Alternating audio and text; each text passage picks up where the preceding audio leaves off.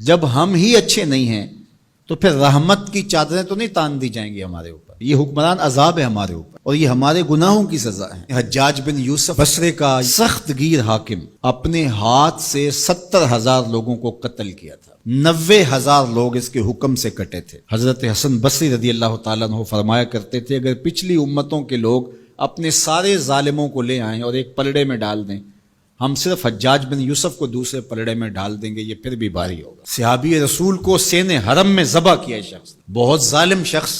تو کسی نے جرت کی، جرت کرنے والے ہر دور میں ہوتے ہیں، اور کہا کہ تو نے حضرت عمر کا زمانہ دیکھا ہوا ہے، اگر تو بچہ تھا اس وقت، ان جیسا انداز حکمرانی کیوں اختیار نہیں کرتا، اتنا بڑا ظالم کیوں ہو گیا تو حجاج بن یوسف نے جو جواب دیا وہ 2 لفظوں میں تھا. اس نے کہا تبازروا اتعمر لکم، تم ابو ذر بن جاؤ میں عمر بن جاتا ہوں. جب عوام اچھی نہیں ہوگی تو پھر یہی اوپر ہوگا. جب میں کہتا ہوں الہی میرے احوال دیکھ، حکم ہوتا ہے اپنا نامہ اعمال دیکھ. اور ایک روایت میں ہے اعمالکم امالکم، تمہارے اعمال ہی تمہارے امال ہیں، جس طرح کے عمل ہوں گے اس طرح تمہارے اوپر مسلط کر دیے جائیں گے.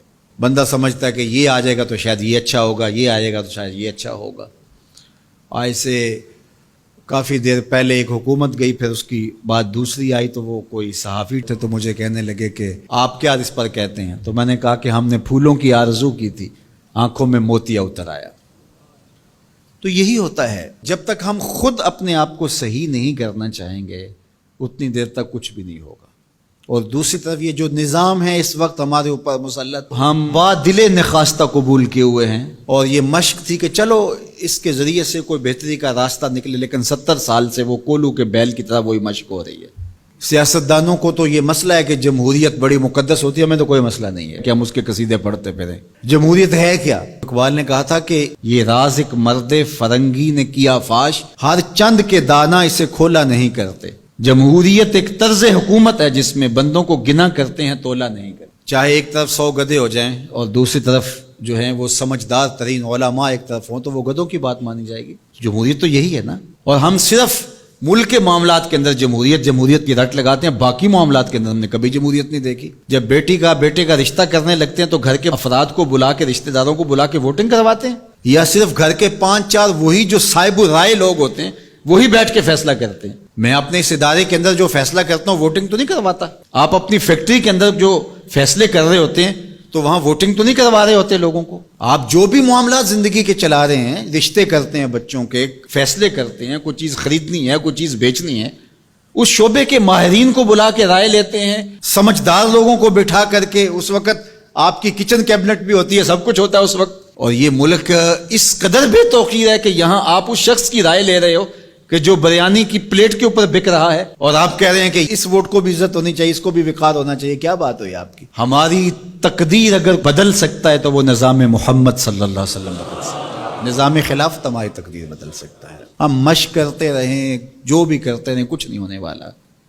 ماضی میں کتنی حکومتیں آئیں، بدلی، اب ایک حکومت آئی، اب یہ بھی شاید جانے والی ہے، قصہ تمام ہونے والا ہے. پھر اس کے بعد کیا ہوگا؟ یہاں ایجنسیوں کے لوگ بھی موجود ہیں، میں میسج دیتا ہوں کوئی ملک کے اندر سے سنجیدہ لوگوں کو اکٹھا کرے. 22 کروڑ کی عوام میں سے کوئی 100 آدمی بھی نہیں ملے گا جو دیانتدار بھی ہو، خیر خواہ بھی ہو اس ملک کا، اور باصلاحیت بھی ہو.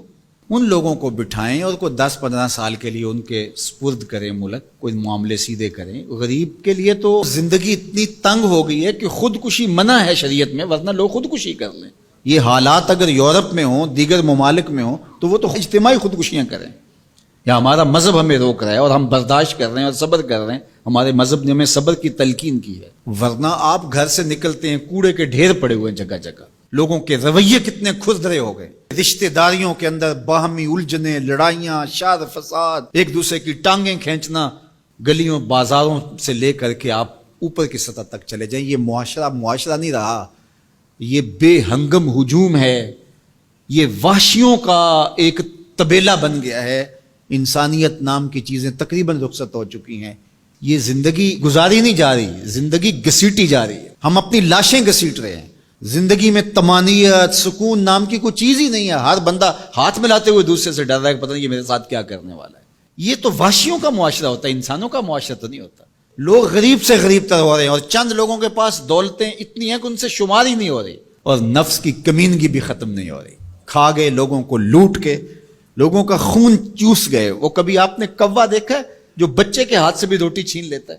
یہ ہمارے جو بچے ابھی پیدا ہونے والے ان سے بھی روٹی چھین چکے ہیں, اور آگے ان کی نسلیں ہماری آنے والی نسلوں کی روٹی چھیننے کی تیاریاں کر رہی ہیں. تو ہمیں اپنے آپ کو صحیح کرنا ہوگا, اور میں مشورہ دیتا ہوں میری یہ باتیں ضرور پہنچائیں کہ خدا را رحم کیجئے. جو اپنے بند کمروں میں بیٹھے انہیں نہیں پتا کہ لوگ کس طرح سسک سسک کی زندگی گزار رہے ہیں, کیا اذیت ناک زندگی ہے لوگوں کی. تو اس لیے خدا را اس ملک پر رحم کھائیں. جن کے پاس قوت نافذہ ہے وہ ضرور اس کو استعمال کریں, اور کوئی ایسا فیصلہ کیجئے کہ جو یہ پج مردہ معاشرہ پھر سے جی اٹھے, اور وہ ایک ہی راستہ ہے, اور وہ راستہ میرے حضور کا دیا ہوا راستہ ہے.